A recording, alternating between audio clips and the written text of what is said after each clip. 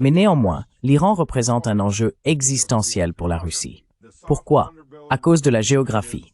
Le ventre mou de l'Union soviétique reste le ventre mou de la Russie. Ainsi, ce que fait l'Iran, c'est qu'il empêche l'OTAN de pénétrer pleinement dans le Caucase et en Asie centrale. Et c'est cela, le ventre mou.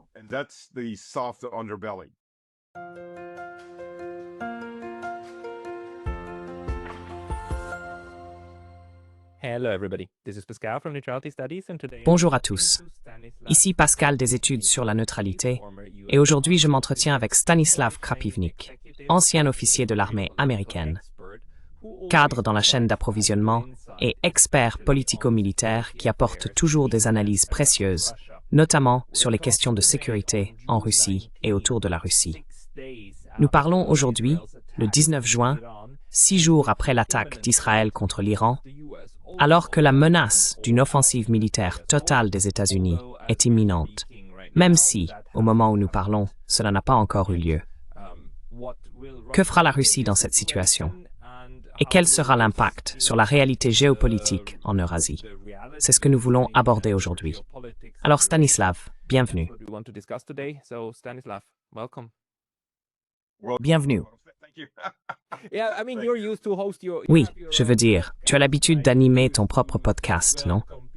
Tu as l'habitude d'accueillir des invités chez toi, n'est-ce pas? Commençons peut-être par ceci. Quand tu t'es réveillé vendredi et que tu as entendu la nouvelle, qu'est-ce qui t'est passé par la tête?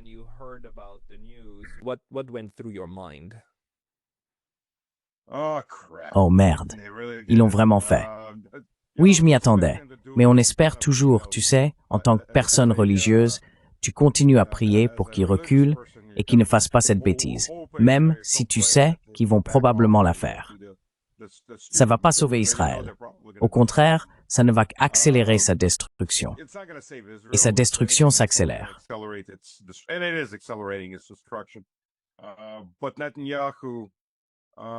Mais pour Netanyahou, pas de guerre signifie la prison, la fin de sa carrière politique, la perte de sa liberté et peut-être même la fin de sa vie.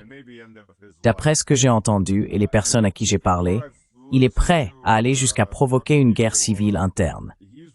Il pense qu'il peut la gagner si cela devait arriver. Oui, un petit pays d'environ 7 millions d'habitants qui se lancerait dans une guerre civile.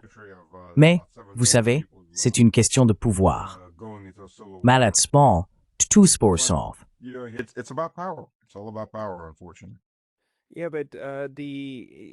Oui, mais l'attaque elle-même, je veux dire, a été une grande surprise, n'est-ce pas? Quel a eu lieu à ce moment précis, même si nous savions qu'il y avait toutes ces menaces autour? Mais comment jugez-vous la sournoiserie de cette attaque, ou l'effet de surprise? Pensez-vous que l'idée était, vous savez, de décapiter le système et d'en finir en 3 jours?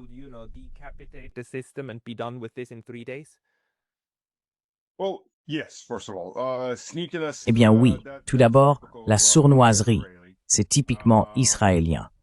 Essayer d'éliminer la direction. Vous savez, il y a une raison pour laquelle les pays n'assassinent pas les dirigeants d'autres pays. La plupart du temps, ce n'est pas par morale, comme on pourrait l'imaginer, c'est par instinct de survie. Parce que, et c'est quelque chose que la plupart des sénateurs américains et des dirigeants américains sont malheureusement trop ignorants pour comprendre, les dernières générations de dirigeants américains et occidentaux sont, comme je le dis, tout le monde dans leur société est ignorant. Mais les personnes au sommet sont manifestement très mal informées, ou simplement ignorantes. Je ne sais pas comment le dire autrement.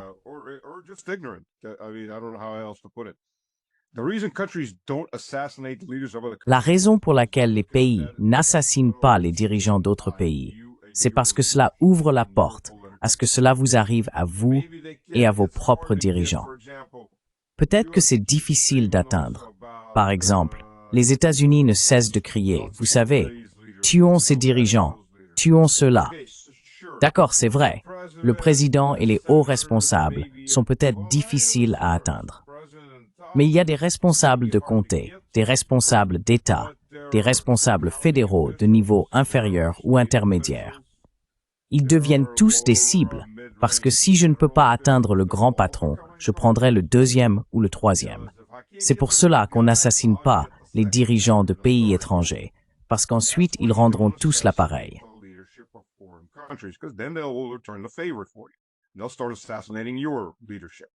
Ils vont commencer à assassiner vos dirigeants. Et alors cela devient quelque chose de très laid d'un côté. D'un autre côté, cela peut en réalité être quelque chose qui apporte la paix.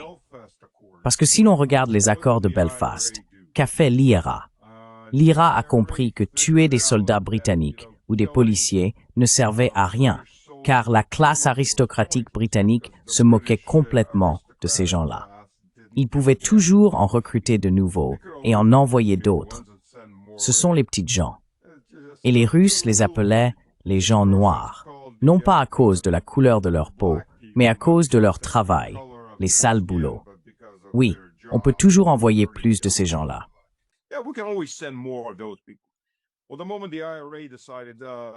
Eh bien, au moment où l'IRA a décidé, en tant qu'organisation, je suppose une organisation terroriste, mais en tant qu'organisation, de porter la guerre à Londres et de s'en prendre à l'aristocratie dans les années 80, c'était fini. Là, ça devenait sérieux. Il fallait entamer des discussions. Donc ça a peut-être effectivement fonctionné ainsi. Mais la plupart du temps, les pays n'assassinent pas les dirigeants des autres, car ça finit toujours par se retourner contre eux.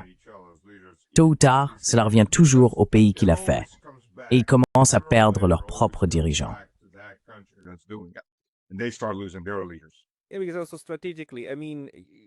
Parce que, stratégiquement aussi, je veux dire, il faut quelqu'un avec qui négocier ou à qui remettre le pouvoir.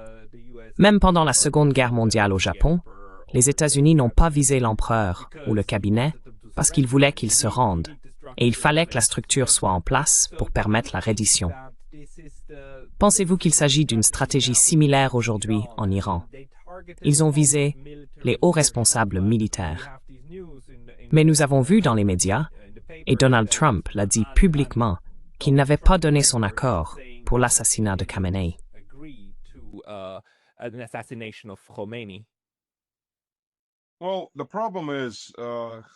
Eh bien, le problème, c'est que Khamenei est... Je pense que cela va changer. Khamenei était l'une des personnes qui s'opposait fermement au développement d'une arme nucléaire par l'Iran. Premièrement. Deuxièmement, ils ne cherchent pas à ce que l'Iran se rende. Ils veulent que l'Iran s'effondre en tant que pays, qu'il soit morcelé, qu'il y ait des guerres civiles internes. C'est pour cela qu'ils font des choses comme hier.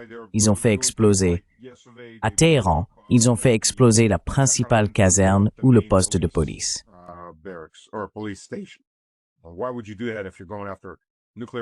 Pourquoi feriez-vous cela si vous cherchez à obtenir des armes nucléaires ou à mener une guerre? La police est une cible secondaire, sans importance. Il y a beaucoup d'autres cibles. Mais si vous essayez de briser la cohésion nationale, et l'Iran n'est pas un pays persan uniforme, les Persans représentent environ 68% de la population, mais il y a d'autres nationalités. Les États-Unis, à leur tour, et Israël essayent de les pousser à se soulever. C'est une manœuvre typique. Essayez de diviser tout le monde en petits groupes et de les faire s'affronter, exactement comme ils l'ont fait en Europe et en Libye, puis tenter de contrôler le chaos qu'ils ont créé. L'autre problème, bien sûr, c'est qu'on ne sait pas qui viendra après ces gens. C'est le diable que vous connaissez contre l'inconnu.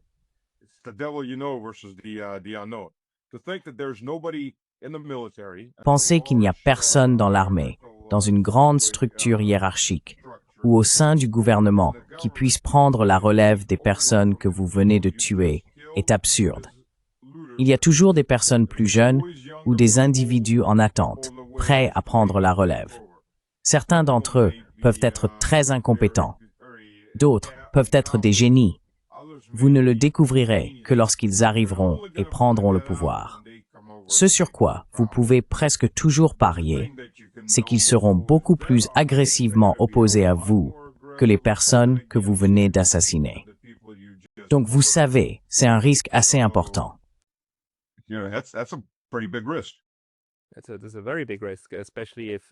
C'est un risque très important, surtout si cette frappe de décapitation ne fonctionne pas comme prévu, ce qui apparemment n'a pas été le cas, puisque l'Iran riposte maintenant. D'après les images vidéo que nous voyons et les rapports que nous recevons, quelle est votre évaluation des véritables capacités défensives de l'Iran pour abattre ou au moins se défendre contre une partie de ce qui les vise, ainsi que de leur capacité offensive à frapper Israël? Car, pour la première fois, nous voyons quelqu'un qui est réellement capable de frapper Israël, au point qu'Israël a déclaré « blackout », plus aucune communication à ce sujet. Nous ne voulons pas que les gens voient ces vidéos.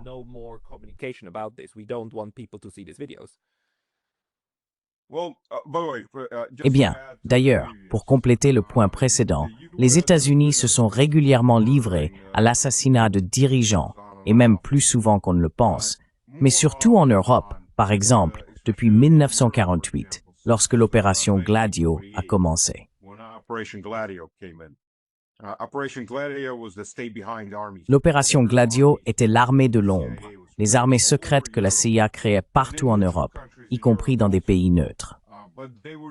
Ces armées étaient composées généralement de membres de la police, des forces spéciales ou d'organisations de sécurité spéciales.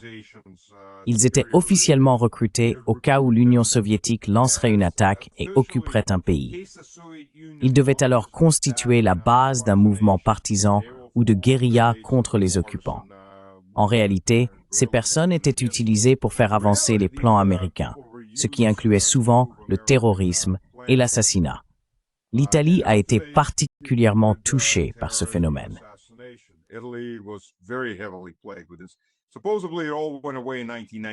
On dit que tout cela a disparu en 1991, mais j'en doute. Beaucoup de ces personnes travaillaient secrètement pour la CIA, mais occupaient déjà des postes de pouvoir dans ces pays. Pendant ce temps, bien sûr, les États-Unis forment une nouvelle une nouvelle fraternité pour prendre le contrôle de l'Europe. Des gens ignorants et achetés, la direction que nous voyons actuellement en Europe. Il n'est donc plus nécessaire d'utiliser des tactiques de terreur, car vos propres gens sont déjà aux commandes. Si l'on regarde les personnes qui dirigeaient l'Europe dans les années 40, 50, 60, 70, même 80, à quel point elles sont différentes de celles qui dirigent l'Europe aujourd'hui. C'est le jour et la nuit.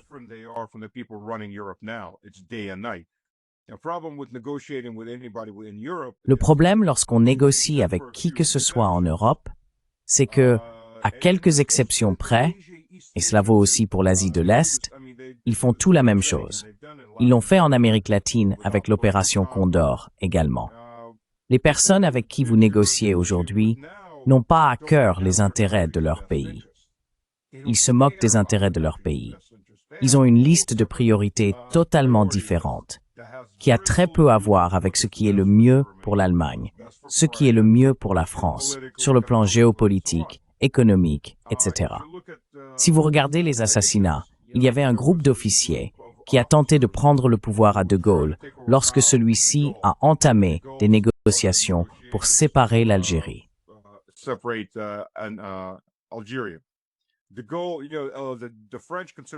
Les Français considéraient l'Algérie comme une partie intégrante de la France. Mais De Gaulle a regardé la situation et s'est dit, « Vous savez, ces gens-là, s'ils ont des passeports français, vont nous submerger parce qu'ils se reproduisent beaucoup plus vite que nous. Et tôt ou tard, ils vont commencer à venir dans l'autre sens. » Et les Algériens étaient plus ou moins francisés. Vous savez, on ne parle pas ici de l'Afrique subsaharienne. On parle de l'Algérie. Mais malgré tout, il a compris. Pour ses propres raisons, il ne voulait pas qu'ils viennent. Il a dit, vous savez, on va simplement se séparer et ensuite on leur donnera l'indépendance. Il y a eu un groupe d'officiers qui a pris le contrôle de l'Algérie pendant un certain temps.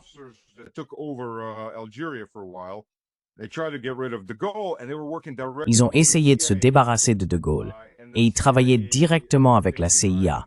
Et la CIA restait derrière les forces, le groupe Gladio. Ils ont tenté d'assassiner De Gaulle avec l'aide des Américains. Et sa famille d'ailleurs, ils ont aussi essayé de tuer sa famille. Eh bien, De Gaulle étant De Gaulle, et De Gaulle était une figure unique pour les Français au cours des 100-200 dernières années, De Gaulle était très en colère à ce moment-là. Alors il les a éliminés. Je veux dire, il les a littéralement éliminés. Les Français sont même allés jusqu'à bombarder des cafés en Algérie, où ces officiers et leurs partisans se retrouvaient et planifiaient leur contrôle. Il les a exterminés. C'est la meilleure façon de le dire. Encore une fois, pourquoi ne pas s'en prendre à la direction? Parce que si cette direction survit, ceux qui viendront après vont s'en prendre à vous. Et si c'est le pouvoir d'un État, il pourrait avoir beaucoup plus de ressources que vous pour le faire. Mieux vaut ne pas ouvrir la boîte de Pandore, mais les Américains le font assez souvent.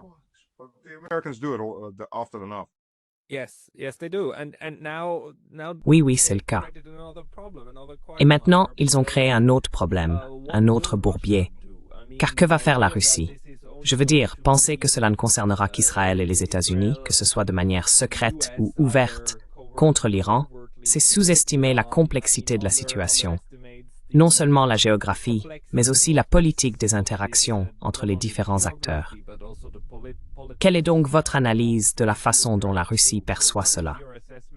Nous avons entendu dire que Vladimir Poutine aurait proposé de servir de médiateur, ce que je trouve être un geste très élégant, mais il ne me semble pas qu'Israël ou les États-Unis souhaitent réellement une médiation à ce stade.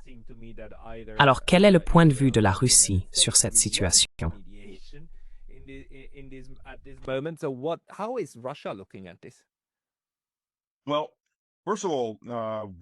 Eh bien, tout d'abord, il faut comprendre que l'Iran représente la prochaine crise essentielle pour la Russie. Il ne l'exprime pas autant, mais c'est le cas. Ce n'est pas le même niveau de crise sociale que l'Ukraine, qui est peuplée de nombreux Russes. Réalistement, vous savez, l'Ukraine est une création artificielle de Lénine, et le Donbass, tout ce qui se trouve de Kiev vers l'Est, a toujours été ethniquement russe. Pas seulement russophone, mais ethniquement russe.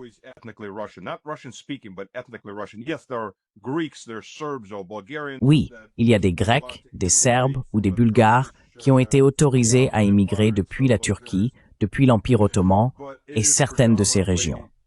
Mais c'est avant tout et de loin russe, et cela l'a toujours été. Et ils ont été forcés d'être ukrainisés par Lénine.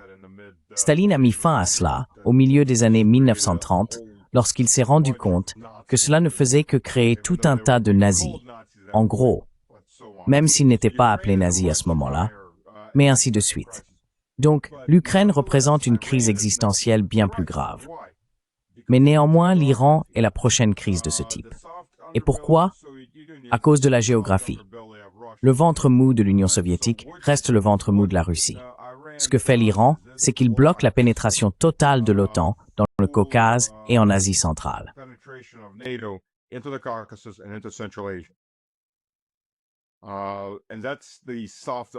c'est là le point faible.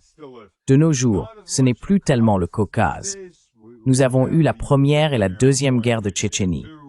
La Géorgie est, pour l'instant en tout cas, plus ou moins fermement du côté de la Russie, qu'ils veuillent ou non dire la vérité tout haut. Et les États-Unis, comme la Grande-Bretagne, ont tous deux adopté une série de lois pour évincer le rêve géorgien et liberté pour la démocratie. Autrement dit, peu importe ce que fait le peuple, c'est notre démocratie maintenant, pas la vôtre. Vous êtes les petites gens, c'est notre démocratie, ce genre de concept. Mais ensuite, on arrive à l'Asie centrale. Je veux dire, la frontière avec le Kazakhstan fait bien plus de 3000 kilomètres. C'est une frontière immense. Et puis, il y a les autres pays d'Asie centrale là-dedans.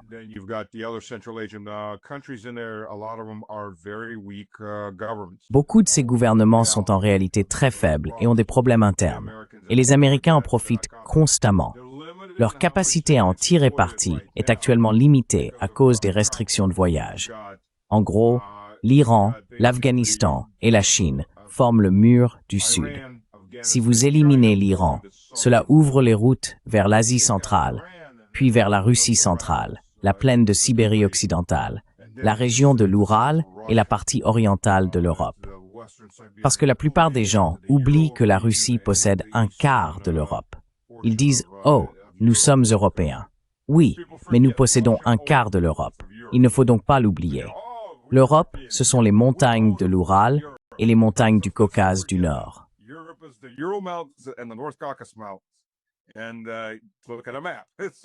Et regardez la carte. Donc oui, nous possédons plus de l'Europe que... Enfin oui. Rien que la taille de la Russie est gigantesque. Krasnodar. Non, pas Krasnodar. Nous avons des républiques ou des oblasts, des kraïs. En Sibérie, il y a un territoire plus grand que toute l'UMER. Je veux dire, c'est une masse terrestre gigantesque. Et encore une fois, la frontière est immense. On ne peut pas contrôler toute cette frontière. Vous ne savez pas, vous ne pouvez tout simplement pas le faire. Même si vous construisez des murs sur toute sa longueur, vous ne pouvez toujours pas contrôler toute cette zone frontalière. Et cela devient une crise existentielle si les gouvernements de ces pays s'effondrent ou basculent complètement vers l'ouest et commencent à parrainer le terrorisme ou des tentatives de révolte.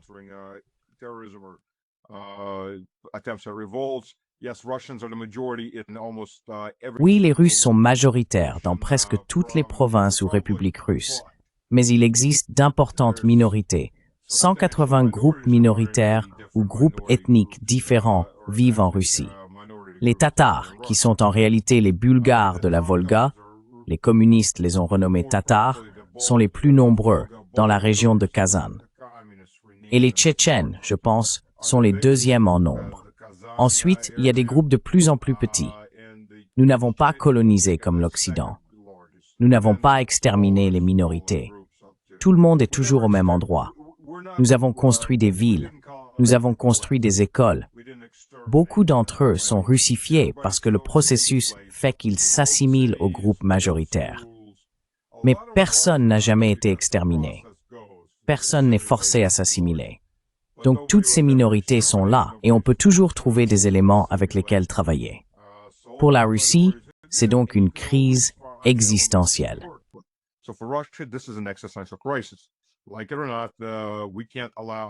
Que cela nous plaise ou non, nous ne pouvons pas laisser l'Iran tomber. Cela dit, il y a deux choses en jeu ici. Premièrement, la Russie essaie toujours d'adopter une approche diplomatique. Les Russes ne veulent pas la guerre.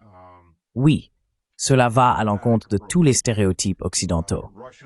Mais si l'on regarde objectivement, la plupart de nos guerres ont commencé parce que nous avons été attaqués.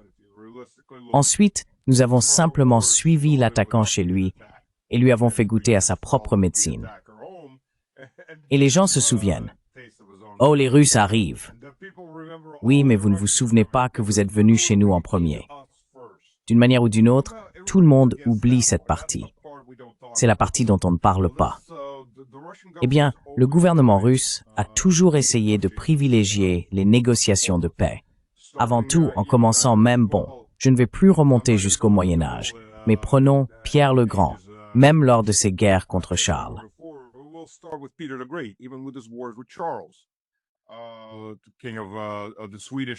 Roi de l'Empire suédois, qui cessa d'être un empire après ces guerres, il lui a écrit plusieurs fois « Arrête ça, négocions, arrêtons-nous ». Et à la fin, même les territoires que la Russie a pris, elle les a officiellement achetés. Lors des négociations de paix, elle a payé de l'argent, même si elle avait conquis ces territoires par la guerre. Elle a quand même payé la Suède. Oui, c'est à nous maintenant. Mais tenez, voici une compensation. Elle n'y était pas obligée, mais elle l'a fait. Et jusqu'à la Première Guerre mondiale, si l'on regarde bien, l'une des raisons pour lesquelles la Russie a mobilisé en dernier, ou parmi les derniers, c'est parce que le tsar Nicolas II essayait constamment de réunir tout le monde autour de la table des négociations.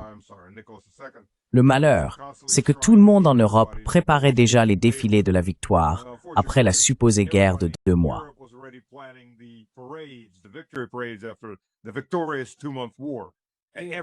Et tout le monde voulait cette guerre.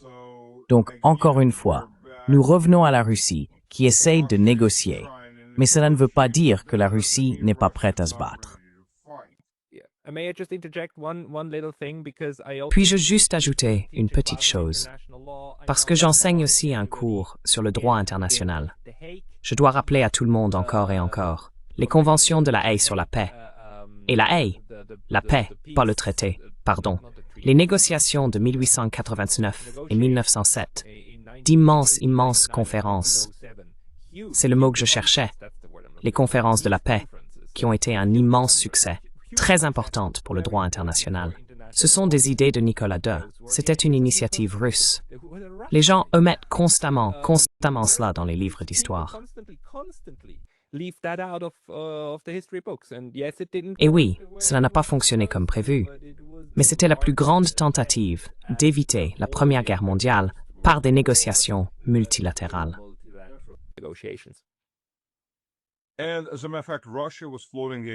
En fait, la Russie évoquait déjà l'idée d'une organisation de type ONU avant la Première Guerre mondiale.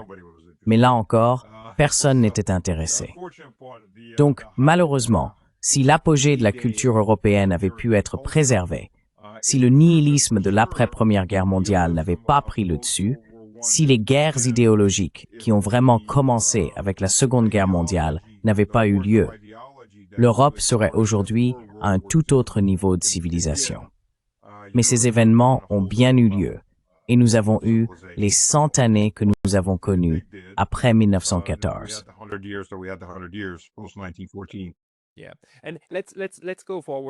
Oui, et avançons encore.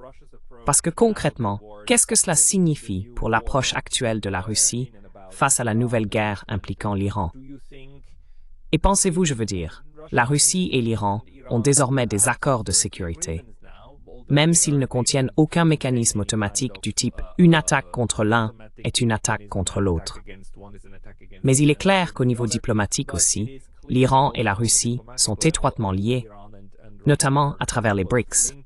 Alors, quel type de soutien pensez-vous que la Russie essaie actuellement d'apporter à l'Iran, que ce soit sur le plan diplomatique ou militaire?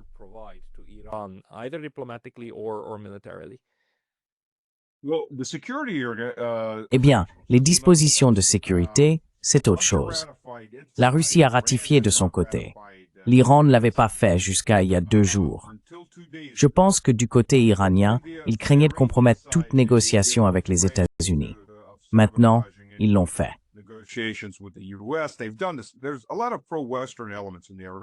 Il y a beaucoup d'éléments pro-occidentaux au sein de l'élite dirigeante iranienne, ce qui est assez intéressant. L'Occident aime présenter l'Iran comme un État islamique fanatique et psychopathe, mais la réalité en est très éloignée. En fait, si l'on regarde, il existe toute une série de vidéos sur YouTube. Des promenades dans Téhéran, des balades dans les marchés. Et qu'est-ce qu'on remarque? Les femmes, par exemple, sont habillées de façon conservatrice, mais elles ne portent pas de burqa, ni de voiles intégraux. En réalité, la plupart des femmes n'ont pas la tête couverte. Beaucoup portent des foulards sur les épaules. Mais elles sont très bien habillées. De manière conservatrice, certes, mais il n'y a aucun fanatisme là-dedans.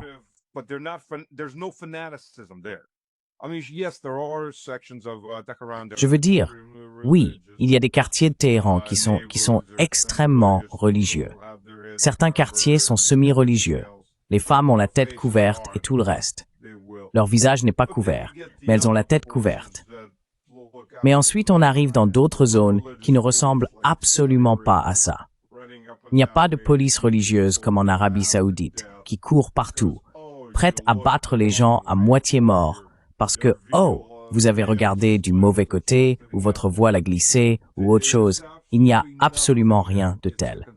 C'est une société conservatrice et moderne. Voilà pour commencer. Donc, la plupart des Américains n'ont absolument aucune idée de ce contre quoi ils se battent. Deuxièmement, quand est-ce que l'Iran a déclaré la guerre à quelqu'un pour la dernière fois?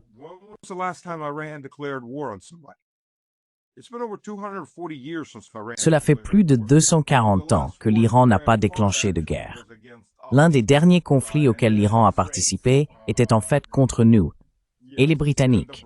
Oui, et les Britanniques. Eh bien non, je ne dis pas que l'Iran n'a pas mené de guerre en 240 ans.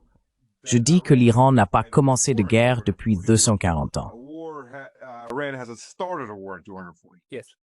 Oui, non, ce que je veux dire, c'est que pendant la Seconde Guerre mondiale, l'Union soviétique et le Royaume-Uni ont conjointement envahi l'Iran, un Iran neutre. Exactement, parce qu'à ce moment-là, l'Iran était du côté des nazis, avec les Allemands, leur gouvernement. Mais ils n'ont envahi personne, ils n'ont pas déclaré la guerre. Mais c'était une menace, et cela est devenu une très bonne route d'approvisionnement. Donc oui, cela s'est produit. Cela s'est aussi produit pendant la Première Guerre mondiale.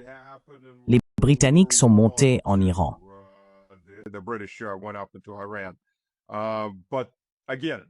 Mais encore une fois, nous savons tous que Saddam a été poussé à déclencher une guerre contre l'Iran par les Américains et armé par eux. Et puis, 2 ou 3 ans après la fin de la guerre Iran-Irak, l'Irak devient l'ennemi numéro 1 des États-Unis. Le même Rumsfeld qui voulait renverser l'Irak serrait la main de Saddam Hussein quelques années plus tôt. Donc, eh bien, vous savez, notre idiot utile. Nous n'avons plus besoin de vous parce que vous ne voulez plus vous battre pour nous. D'accord, alors maintenant vous êtes l'ennemi. Et c'est typique de la politique américaine aussi. Mais je pense que dans ce cas, l'Iran essayait de ne pas provoquer les États-Unis. Donc, il n'a pas ratifié l'accord. Il a ratifié l'accord de défense mutuelle il y a 2 jours.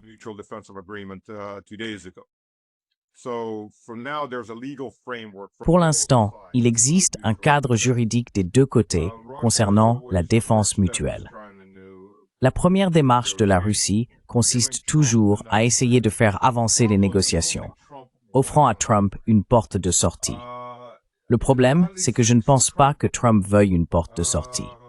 Et beaucoup de ces choses, Trump, je l'ai mentionné sur The Duran, et la vidéo, je crois, n'est pas encore sortie. Mais Trump ressemble à un personnage de dessin animé où, à chaque épisode, le protagoniste se retrouve dans une situation absurde et quelqu'un d'autre doit le tirer d'affaire. Eh bien, la situation absurde, c'est la guerre dans ce cas, ou des problèmes économiques. Et Trump se retrouve constamment dans ce genre de situation. Les Russes, en dehors de Poutine, lui ont donné de nombreuses occasions de couper ses liens avec l'Ukraine et de mettre fin à la guerre là-bas, comme il ne cesse de le dire, pour éviter la guerre avec l'Ukraine, pour éviter la guerre avec l'Iran.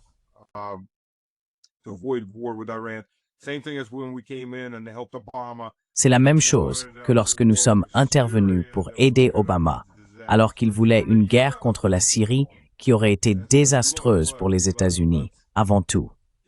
Ils ont dit, voyons si nous pouvons amener les Syriens à désarmer leurs armes chimiques.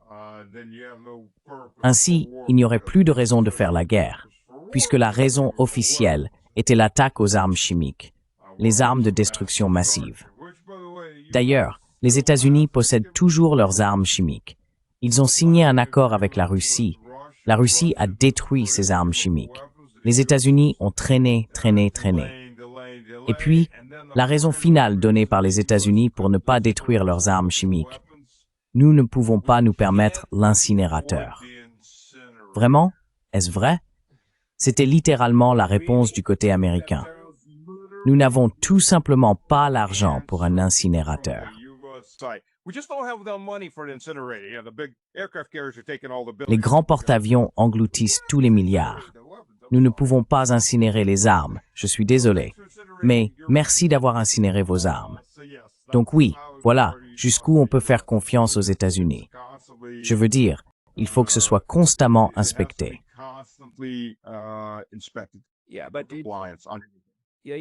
Oui, mais cette vérification est nécessaire. Et c'est pourquoi, vous savez, la perfidie de tout cela, bien sûr, c'est que vous attaquez l'Irak en l'accusant de posséder des armes qu'il n'a pas.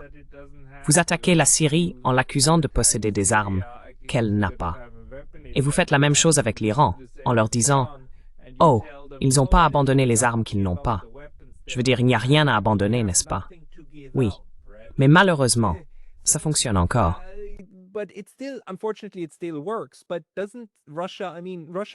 Mais la Russie, enfin, la Russie à ce stade, surtout Vladimir Poutine, qui est là depuis si longtemps, et M. Lavrov, qui est lui aussi là depuis si longtemps, ne sont-ils pas désormais habitués à ce genre de manœuvre américaine? Et ne pensez-vous pas qu'ils doivent avoir une stratégie pour gérer cette manière trompeuse de mener des actions diplomatiques et militaires en même temps?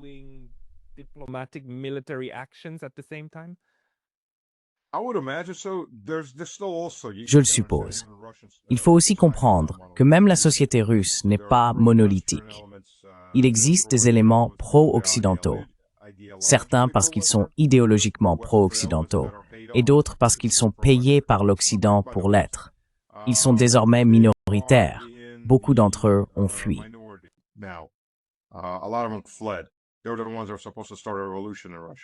Ce sont eux qui sont censés déclencher une révolution en Russie. Mais la Russie a pris beaucoup de mesures, pas autant que la Chine, mais la Russie a pris beaucoup de mesures pour contrôler sa sphère d'information. L'Iran, beaucoup moins. Et beaucoup de ces pays subissent un bombardement et une infiltration constante par les sphères d'information occidentales. Cela devient un gros problème. Et c'est quelque chose auquel les BRICS vont devoir faire face tôt ou tard. Vous savez, si vous n'avez pas vos propres plateformes, vos propres messageries, vos propres réseaux sociaux, alors vous êtes à la merci de ceux qui en ont. Considérez comme acquis que toute plateforme que vous utilisez sera espionnée. La question est, qui vous espionne?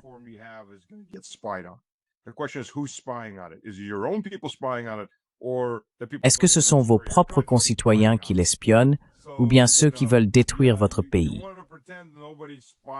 Donc vous savez, oui, vous voulez faire comme si personne ne m'espionnait, je suis sur cette plateforme entièrement autonome, mais je ne pense pas qu'une telle chose ait jamais existé. J'ai travaillé dans l'informatique. Mon deuxième diplôme est en informatique. Donc on riait déjà au milieu des années 2000 quand les gens disaient « Oh, Internet va nous libérer ». Non, non, non, non, non.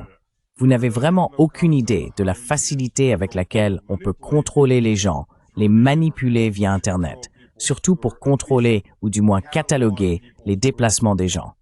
Mais ça, c'est un tout autre sujet sur lequel on pourrait faire une émission à part entière. C'est assez approfondi.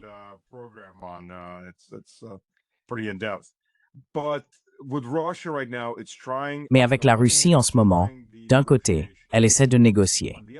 De l'autre, il y a des systèmes S-400 russes en Iran. Je garantis qu'il y a des Russes sur place, au moins des instructeurs, pour assurer un certain contrôle et des préparatifs. Il y a des chasseurs fabriqués en Russie sur le terrain. Ils n'ont pas été détruits, la série Sioux, pas des Midge bosniaques à ce stade. Maintenant, au fur et à mesure que les choses avancent, tout d'abord, l'Iran doit demander de l'aide par le biais de ses accords. Vous savez, la Russie ne va pas simplement intervenir sans y être invitée.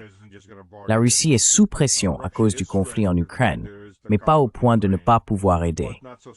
Pour l'instant, l'Iran n'a pas demandé d'aide, ou du moins, pas officiellement.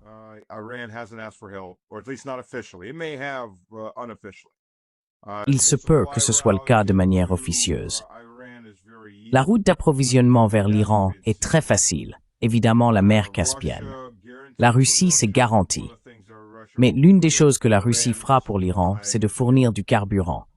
L'Iran est peut-être un exportateur de pétrole, mais il importe de l'essence et du diesel, du carburant. L'Iran a eu des problèmes d'électricité. C'est pourquoi la Russie construit des centrales nucléaires en Iran, des centrales nucléaires civiles, parce que l'Iran n'a pas assez d'électricité pour son économie.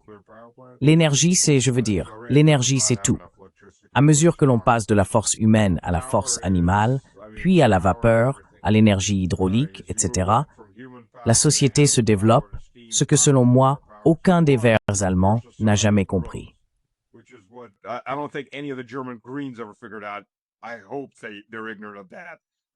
J'espère qu'ils ignorent cela, parce que s'ils ne l'ignorent pas, alors ce sont des personnes très malveillantes qui veulent détruire, ramener tout le monde à un mode de vie d'avant 1900, au mieux. Donc c'est l'une des choses avec lesquelles la Russie va aider. Et si des pétroliers russes dans la mer Caspienne sont touchés par les forces de l'OTAN, c'est une déclaration de guerre. Je ne pense pas que cela arrivera. Mais on ne sait jamais. Dans le désespoir, les gens font des choses très stupides. C'est une possibilité. Par exemple, les missiles que la Russie possède, je ne sais pas combien de missiles nous avons, des missiles anti-aériens, à partager avec l'Iran parce qu'ils sont utilisés en Russie en ce moment, activement.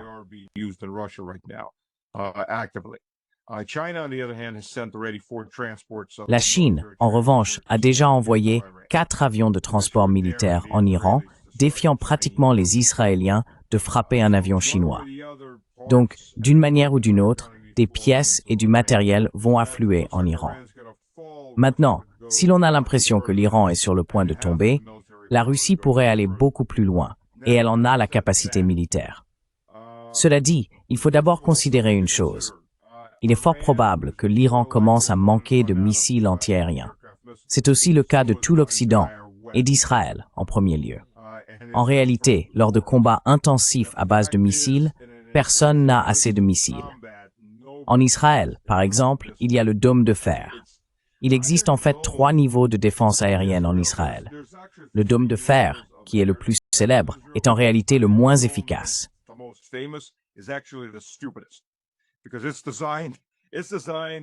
Parce qu'il est conçu avant tout pour intercepter des roquettes non guidées à courte portée, tirées depuis Gaza ou par le Hezbollah.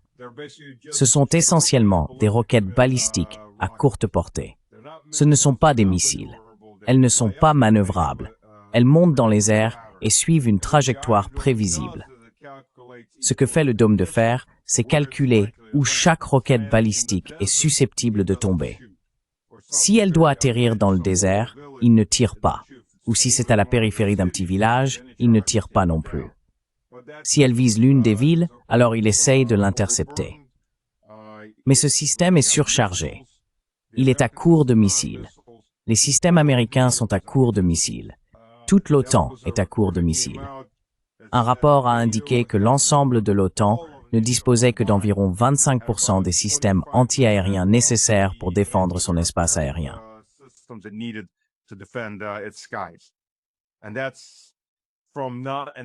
Et cela ne vient même pas d'une guerre intensive.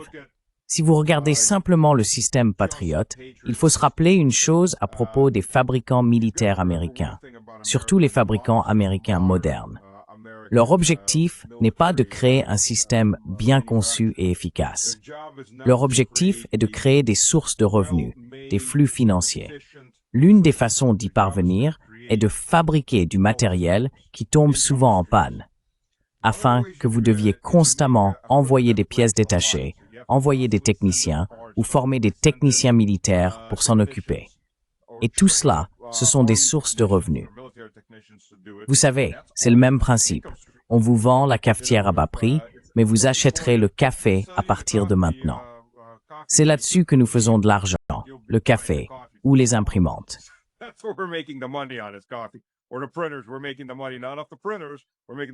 Nous ne gagnons pas d'argent sur les imprimantes. Nous gagnons de l'argent sur le papier et les cartouches. Mais si vous n'achetez pas l'imprimante, nous ne gagnerons rien. Alors, donnons-vous l'imprimante à bas prix, relativement bas.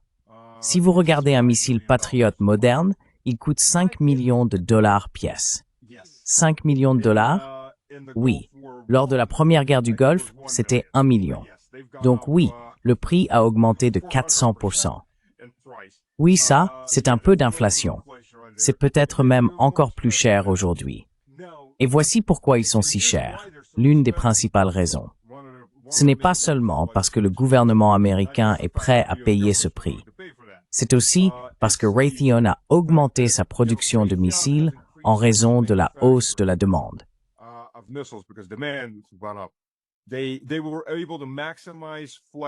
Ils ont réussi à maximiser en augmentant leur capacité de production de 10%. Ils sont donc passés de la fabrication de 600 missiles à 660 missiles. Ce n'est pas par mois, c'est par an. S'ils envoient les 660 missiles d'un coup en Ukraine, au rythme moyen de tir, 2 missiles par cible, cela suffit pour environ 4 jours, compte tenu de l'intensité avec laquelle la Russie inonde l'Ukraine de drones lourds et de missiles balistiques. Et nous n'allons même pas parler des missiles hypersoniques, car le Patriot ne peut rien contre un missile hypersonique. Tout simplement parce que un missile hypersonique, par définition, ce n'est pas seulement la vitesse, mais aussi la maniabilité. Donc, dès le départ, c'est inutile.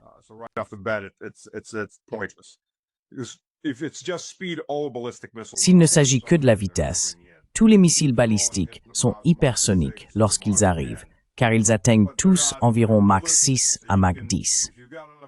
Mais ils sont balistiques, donc si vous avez suffisamment de temps, vous pouvez prédire une trajectoire pour lancer un missile devant lui, projeter un nuage d'éclats et essayer de détruire ce missile.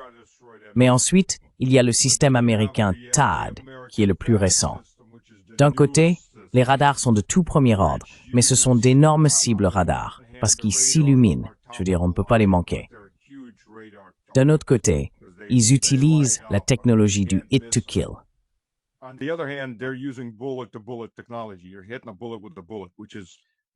Vous essayez d'intercepter un missile avec un autre missile, ce qui correspond à l'approche des années 1950 et 1960 en matière de missiles antiaériens, où l'on tente réellement d'abattre le missile ennemi en le frappant avec le sien, ce qui est extrêmement difficile à réaliser.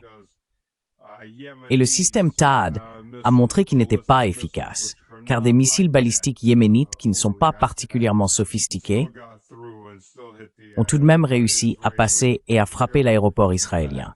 Donc le THAAD n'a pas pu les intercepter, il n'a pas pu les attraper. C'est un gros problème. Effet de zone contre ciblage précis. Ainsi, toute défense s'épuise relativement vite. Et ce n'est pas du tout infaillible comme les gens le pensent. Les stratèges de salon disent toujours « Pourquoi ne pas simplement mettre plus de missiles ?»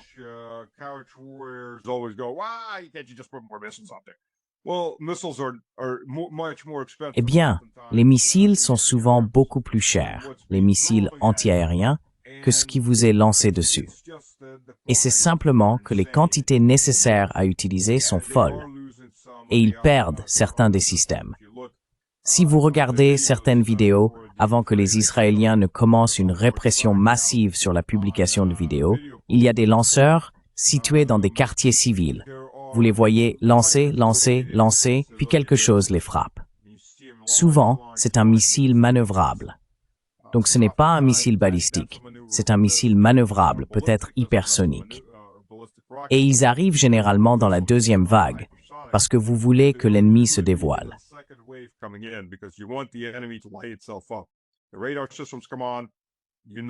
Les systèmes radars s'activent. Vous savez où ils se trouvent. Les lanceurs peuvent évidemment être séparés du système radar. On peut les placer suffisamment loin et utiliser des câbles pour assurer les communications. Mais au moment où les lanceurs commencent à tirer, à moins qu'ils ne se déplacent ensuite, ils deviennent une cible évidente. Donc tôt ou tard, ils vont être touchés, et ils ne peuvent pas tirer en se déplaçant. C'est ainsi que cela fonctionne, par vagues successives. Mais on surmonte cela, on surcharge le système de défense aérienne. Alors, que se passe-t-il ensuite? On se retrouve dans un affrontement direct. Et comme on l'a vu, un affrontement direct consiste à voir qui peut frapper l'autre le plus vite. Et croyez-moi, l'Iran peut encaisser bien plus de dégâts qu'Israël.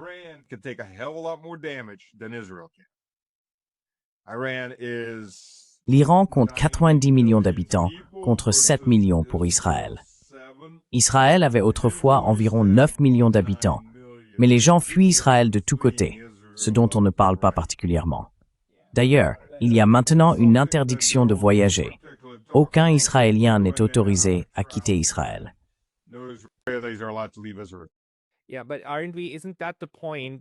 Oui, mais n'est-ce pas justement à ce moment-là que, logiquement, Israël commencerait à considérer cela non seulement comme une guerre conventionnelle, mais comme une crise existentielle?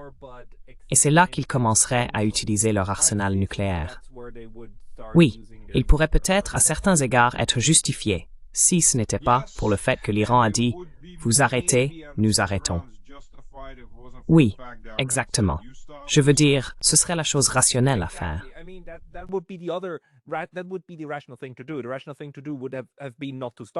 La chose rationnelle à faire aurait été de ne pas commencer et de trouver une solution diplomatique. Mais la solution diplomatique a été sabotée, pas seulement cette fois-ci. Elle a été détruite en 2018.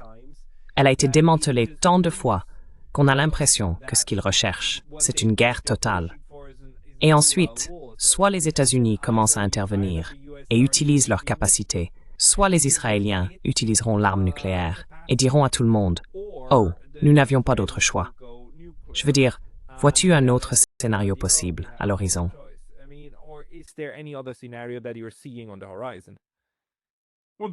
Eh bien, les Iraniens proposent, même après tout cela, les Iraniens proposent une porte de sortie. Vous arrêtez de tirer, nous arrêtons de tirer. Ils l'ont dit. Vous savez, nous pouvons nous mépriser, nous serons ennemis. Mais si vous arrêtez de tirer vos missiles, nous arrêtons de tirer les nôtres.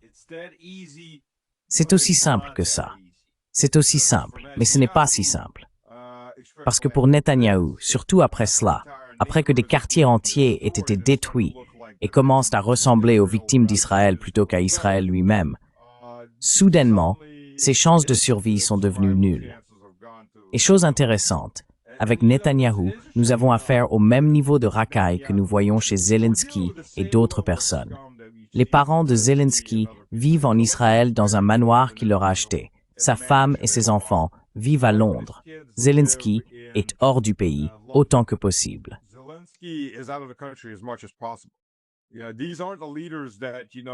Ce ne sont pas les dirigeants que vous avez qui disent « Nous allons rester aux côtés de notre peuple jusqu'au bout ». Prenons un contre-exemple. Staline. Staline est un bon exemple. Staline n'a jamais fui Moscou. En fait, alors que les Allemands approchaient, les gens fuyaient Moscou, et il a mis en place des forces de blocage pour s'assurer que personne au sein du gouvernement ne s'enfuyait, allant jusqu'à exécuter ceux qui étaient pris en train de fuir. Le gouvernement devait rester et se battre jusqu'au bout. Les deux fils de Staline étaient officiers dans l'armée rouge. L'aîné de Staline était officier d'artillerie et a été fait prisonnier. Les Allemands ont proposé de l'échanger contre quelques généraux. Cela aurait été un énorme coup de communication.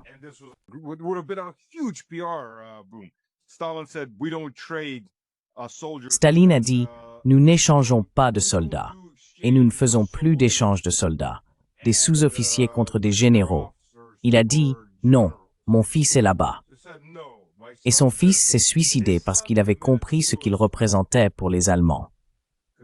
Il était simplement dans un camp de prisonniers de guerre. Il a commencé à marcher vers les barbelés, essayant de franchir la clôture. Les Allemands ont tenté de l'arrêter. Ils ont tiré des coups de feu vers sa tête alors qu'il tentait de s'évader, et ils ont fini par devoir le tuer. Il a affronté les gardes sur place. Il savait donc ce qui se passait. Son plus jeune fils était pilote. Maintenant, encore une fois, regardez les choses ainsi. La famille des dirigeants se bat, contrairement à la direction d'aujourd'hui.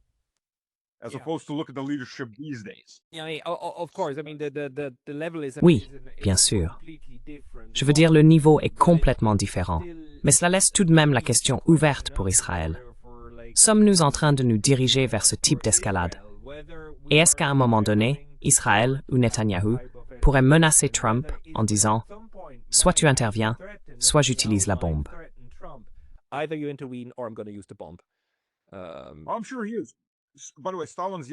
Je suis sûr que c'est le cas. D'ailleurs, le plus jeune fils de Staline, qui était pilote de chasse, volait sans parachute. Donc s'il était abattu, il mourrait. Il n'y avait aucune chance qu'il soit fait prisonnier. Et il l'a fait consciemment, dans ce but précis, pour ne jamais être utilisé contre sa propre patrie par les nazis. Netanyahou, tu sais où se trouve son fils de 30 ans? Il vit pour Israël dans un manoir en Floride. Miami, non? Miami, oui. Il ne va pas mourir pour Israël, il va vivre pour Israël.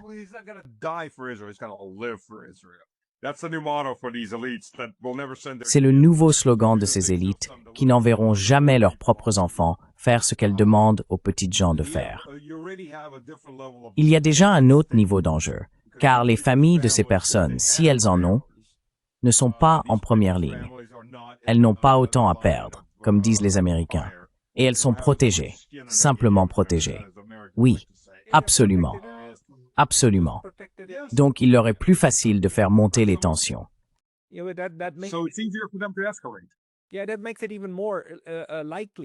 Oui, cela rend l'escalade encore plus probable, car ils n'en subissent pas les conséquences. Ce qui laisse alors ouverte la question suivante. Comment la Russie réagirait-elle si l'escalade se poursuivait? J'ai une question très concrète à vous poser en tant que personne ayant travaillé dans l'armée. Lorsqu'on parle de transfert de technologie, même si les Iraniens disaient « S'il vous plaît, aidez-nous, envoyez-nous des armes », à quel point serait-il difficile de former les Iraniens? Combien de temps faudrait-il pour que des armes fabriquées en Russie deviennent utiles aux Iraniens? Quel est l'ordre de grandeur? Eh bien, cela dépend évidemment de l'armement et de savoir si vous voulez simplement l'utiliser ou aussi être capable de le réparer. C'est très bien que vous abordiez ce sujet, car lorsque la Russie détruit un système patriote, une batterie patriote compte 94 personnes si elle est au complet. Cela inclut les officiers, les opérateurs, les chauffeurs de camions, les mécaniciens, toute la batterie, c'est 94 personnes.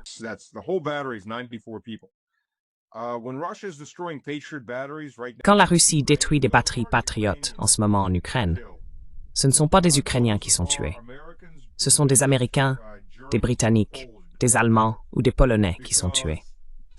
Parce que former un simple mécanicien pour un système patriote prend 52 semaines, plus d'un an. Oui, tout à fait. Ce sont des systèmes très complexes. On travaille avec des radars, avec des systèmes de missiles. Pour former des officiers, il faut environ un an. Désolé, vous avez dit semaine, pas mois. Semaine, semaine, semaine. Un an. Désolé. Ce qui fait presque un an. Oui. Pour former un officier qui contrôle le système, il faut presque un an pour former des opérateurs de base. Et ce n'est pas seulement pour les Patriots. C'est la même chose avec les S-400, les S-300.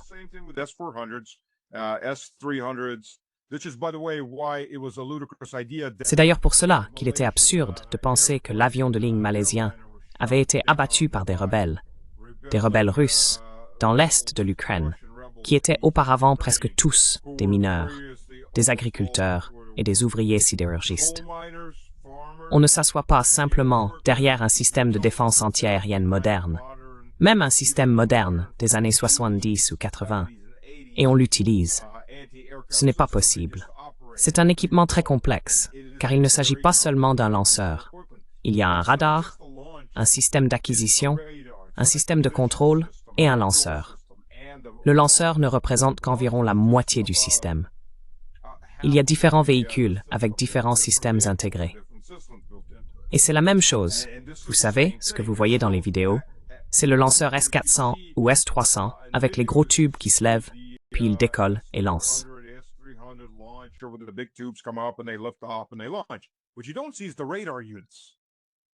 Ce que vous ne voyez pas, ce sont les unités radar.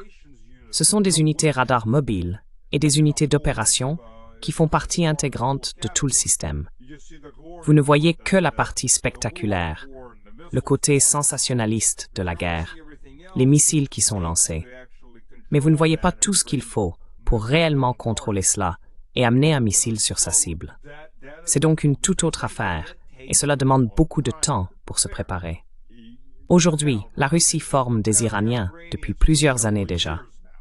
Mais malgré tout, à mesure que ces systèmes sont dégradés, de nouveaux systèmes seront introduits. Ce seront probablement des Russes, tout comme ce sont des Américains ou des membres de l'OTAN qui sont tués par un Iskander, détruisant un système patriote.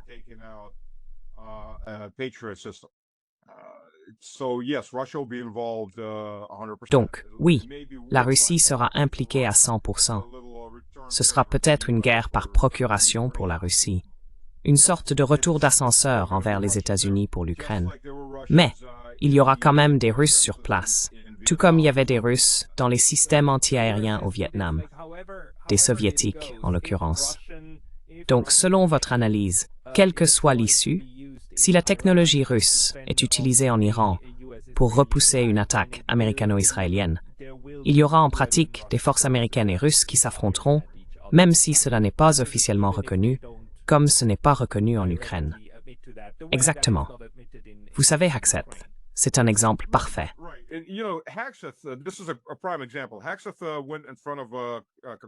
Hakseth s'est présenté devant une commission du Congrès et a déclaré « Vous savez, nous avons transféré des éléments antiaériens, il n'a pas précisé lesquels, des éléments antiaériens de l'Ukraine vers Israël. » Et tout le monde a dit « Ah, d'accord, d'accord. » Personne n'est allé plus loin pour analyser ce que cela signifie. Vous savez, s'il y avait eu des Ukrainiens sur ces systèmes, ils ne les auraient pas abandonnés. Jamais ils n'auraient accepté de les céder. Il y aurait eu un problème pour les retirer de là. C'est comme prendre un bonbon à un enfant qu'il a déjà dans la bouche. Il va dire « Non, je ne vais pas le donner. Je ne peux pas vivre sans ce bonbon. » C'est le même concept. Pourquoi ont-ils pu le retirer si facilement?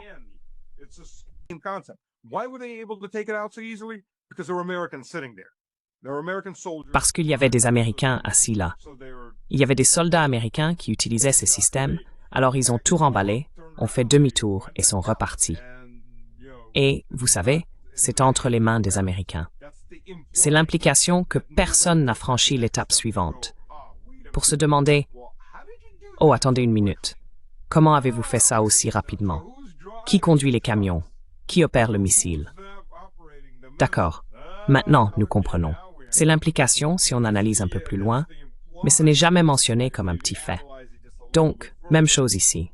D'ailleurs, le système THAAD, qui se trouve en Israël, est entièrement géré par des Américains. Et cela n'a jamais été un fait caché.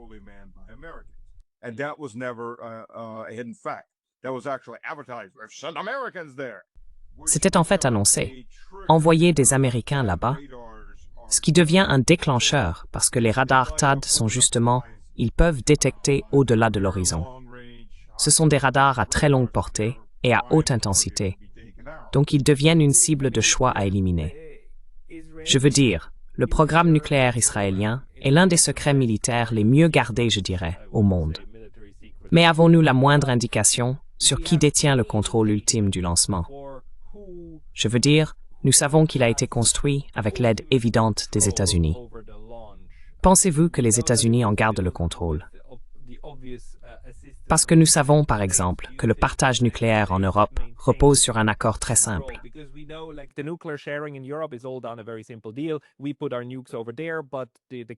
Nous avons placé nos armes nucléaires là-bas, mais la clé reste entre nos mains.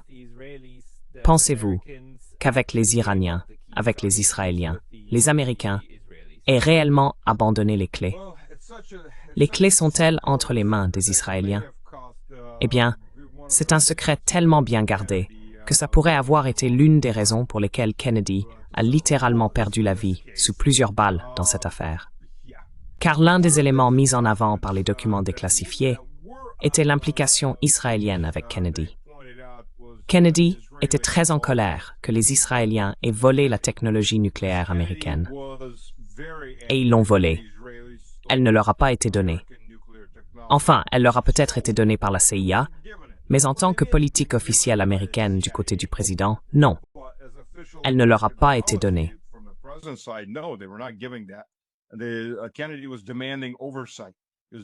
Kennedy exigeait une supervision. Il demandait un examen et la fin du partage d'informations. Et Kennedy est mort. Et cela s'est arrêté avec lui. Mais c'est à ce moment-là que les Israéliens ont vraiment commencé à acheter le gouvernement américain. Et ils l'ont acheté en totalité, de fond en comble. Ce n'est pas, vous savez, il ne faut pas minimiser cet exploit. Je ne pense pas qu'il soit jamais arrivé dans l'histoire qu'une petite nation ait pu acheter une grande nation à un tel degré, au point que le gouvernement se préoccupe davantage des affaires d'un petit État étranger qui n'a pas un seul document signé avec les États-Unis en matière de partenariat stratégique ou d'alliance. Ce n'est pas l'OTAN. L'OTAN a toute une série de documents signés à chaque étape.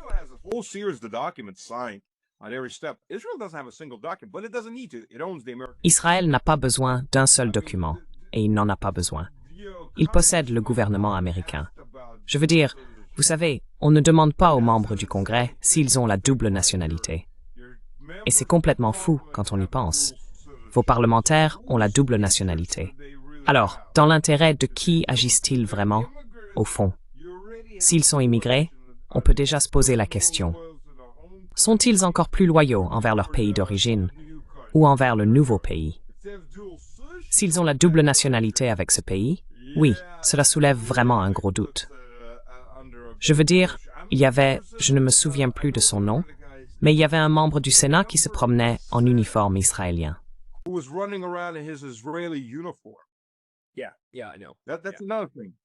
Oui, je sais, c'est encore autre chose. Les gens des États-Unis, comme Rahm Emanuel, en sont un exemple parfait. Rahm Emanuel a été maire de Chicago, et Chicago s'est effondré pour devenir le repère de gang qu'elle est aujourd'hui. Mais il était le bras droit d'Obama. Il était son directeur de campagne. Rahm Emanuel est un homme politique américain, né en Amérique. Il n'a pas servi dans l'armée américaine. Il a servi en Israël. Il était officier dans l'armée israélienne. Donc dès le départ, on commence à se demander à qui va la loyauté. Et ce n'est même pas une personne qui serait née en Israël, aurait grandi en Israël, aurait servi dans l'armée, puis aurait dit « Non, je ne veux plus de ça ».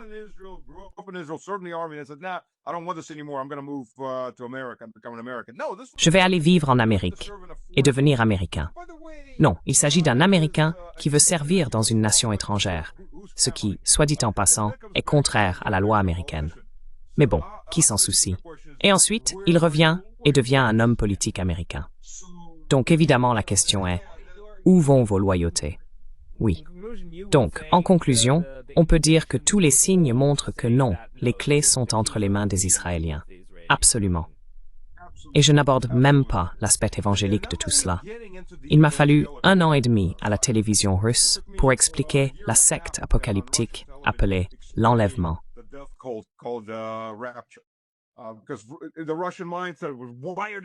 Parce que l'esprit russe se demande, pourquoi font-ils cela? Les Israéliens ne sont pas exactement des amis pour beaucoup de chrétiens traditionnels. Environ 10% de la population palestinienne est composée de chrétiens orthodoxes et catholiques. Les Libanais sont chrétiens à 30%, catholiques et orthodoxes. Ils sont également pris pour cible. Pourquoi les groupes chrétiens soutiennent-ils, ou pourquoi un si grand nombre de groupes chrétiens soutiennent-ils Israël de façon aussi aveugle, au point que Hagel déclare « Vous savez, j'espère que mes fils se battront pour Israël ». C'était dans l'une de ses interviews. Êtes-vous fou? Donc vous êtes le ministre de la Défense ou le secrétaire à la Défense des États-Unis et vous espérez que vos fils se battront pour un pays étranger.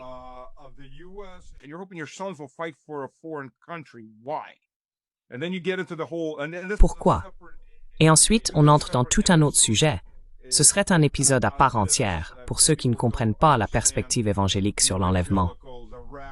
Je ne dirais pas que tous les évangéliques croient à l'enlèvement, mais tous les fanatiques de l'enlèvement sont évangéliques. Et l'enlèvement n'est pas... C'est une doctrine hérétique qui est apparue. Et ce n'est pas de la théologie chrétienne. Elle a vu le jour en 1833 sous Charles Darby. Mais il y a beaucoup de gens qui y tiennent. Ils ont besoin de la fin du monde pour être téléportés au paradis sans avoir à mourir. Et la fin du monde signifie l'Armageddon. L'Armageddon signifie le troisième temple. Le troisième temple signifie un Israël ethniquement et religieusement pur. Donc oui, si on met tout cela ensemble.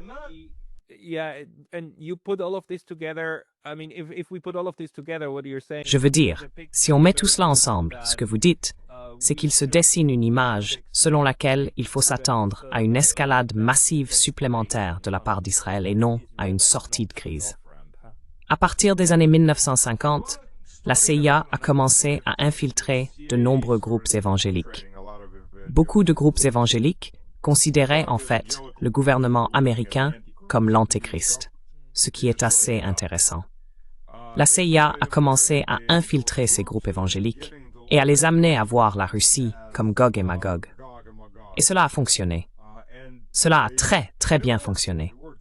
Si vous consultez différents sites, ou si vous lisez ou écoutez sur YouTube de nombreux prédicateurs évangéliques, ils prêchent la guerre de la fin des temps. Il existe même des voyages organisés pour les évangéliques américains en Israël afin de voir où la fin des temps est censée se produire.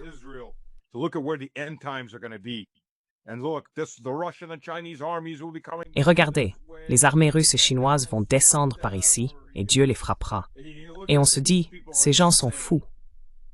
Mais beaucoup de ces personnes font partie du gouvernement américain, des plus hauts échelons du gouvernement américain, et pas seulement du gouvernement américain.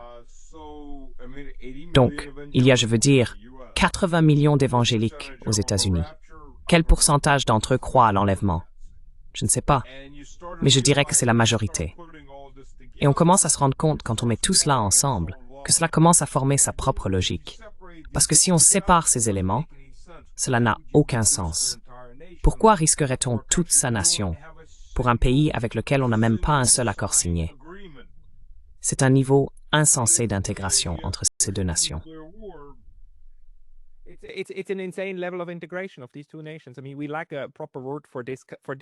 Je veux dire, il nous manque un mot approprié pour ce type d'intégration. Mais Stanislav, nous approchons de l'heure d'émission. Les personnes qui souhaitent en voir plus de ta part devraient, je suppose, aller sur ta chaîne YouTube, ou bien, où d'autres peuvent-elles te trouver? D'accord, donc ma chaîne YouTube, c'est Mr. Slavic Man, Slavic avec un K, pas un C. Mes deux chaînes Telegram, si vous parlez russe, ma chaîne Telegram est Stas Today Avratna. Si vous parlez anglais, ma chaîne Telegram est Stas Was There. D'accord, je mettrai les liens dans la description ci-dessous et nous te réinviterons, car les choses vont évoluer, c'est certain. Stanislav, merci beaucoup pour ton temps aujourd'hui. Merci. Les choses auront évolué d'ici le déjeuner, j'en suis sûr. Merci. Thank you.